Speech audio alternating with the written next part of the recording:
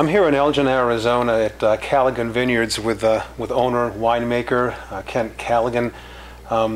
Kent, it looks like 2013 was really a bountiful year for you people down here. It seems to be one of those years where, despite those heavy rains that you were speaking about in September, pretty much from soup to nuts, you had yourself a really forgiving growing season and something that produced what you think might be one of the better vintages in your career.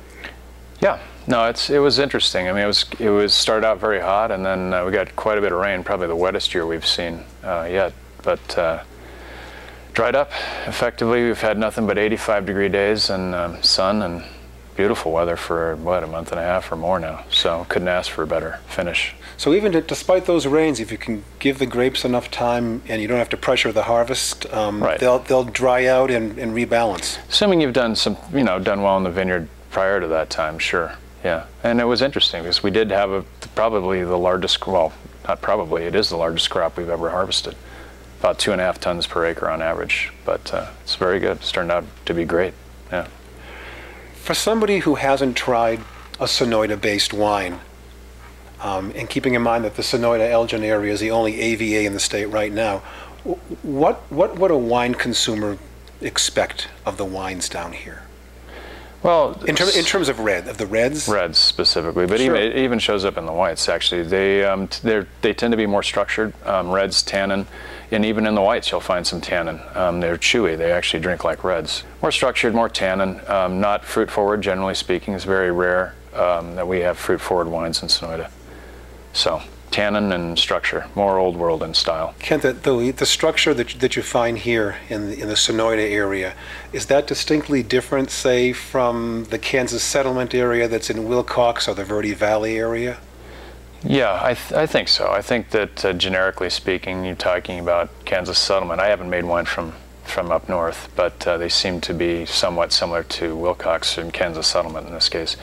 More fruit forward in those areas, not as much tannin, generally speaking, and a little more approachable, I think, right off the bat, right, from day one bottling. Usually those wines are pretty accessible.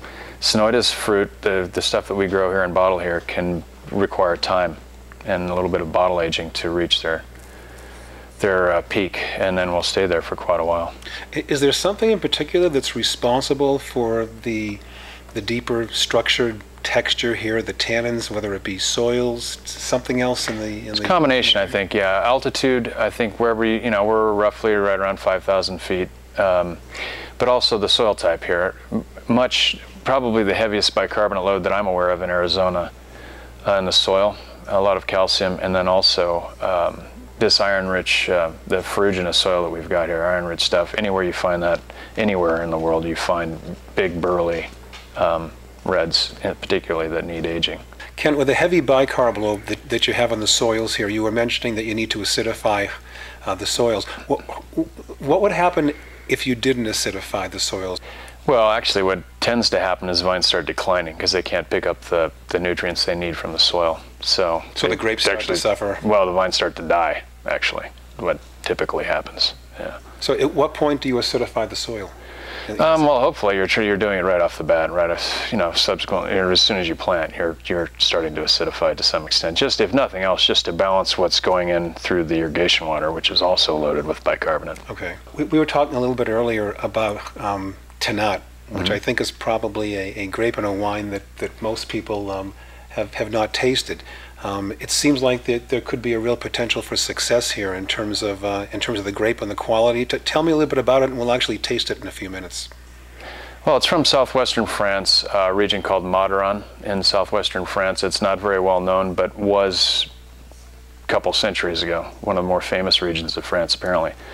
But the folks at Talbot's Creek and Paso Robles have been bottling a varietal Tannat for years, and that's how I've kind of became aware of it, and that's one of the reasons why we planted it here. And it's done very well.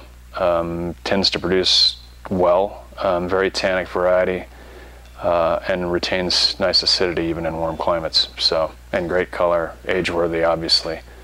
And so far so good. We planted in '08, it's first planting in Arizona, and first harvest thanks to some hail in 10, we didn't harvest any, but 11, 12, and 13, the 13 is stunning, and at almost twice the yield that we get from other varieties.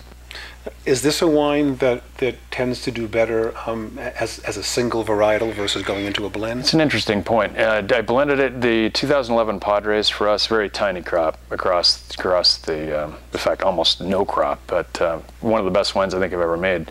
Padres 11 included about 10% Tannat in that blend, and 12, it did not blend well. Now, you also had mentioned to me earlier that you're beginning to play with some different barrels from both different sizes and different Yeah. coopers. To tell me a little bit about that. Well, we've been doing. Everybody does that when you get into the wine. There's nothing better than the smell of a new barrel. But And yeah, the cost as well. Yeah, no kidding. But yeah, I think all of us do that. I know a lot of people are kind of. It's just one of the fun things you do as a winemaker is check out how different barrels react to your stuff. But yeah, we keep doing it. Any surprises? Something that's really raised above the rest? Yeah, Hungarian. I'm continuing to be impressed by Hungarian barrels from very good cooperages and how well they mesh with our fruit. They're a little bit easier going than French oak, and given the fact that we have so much tannin here already, that may be why. They're a little bit mellower. There's not as much tannin load coming out of the wood itself. They're not quite as harsh, so tend to marry better with what we're doing.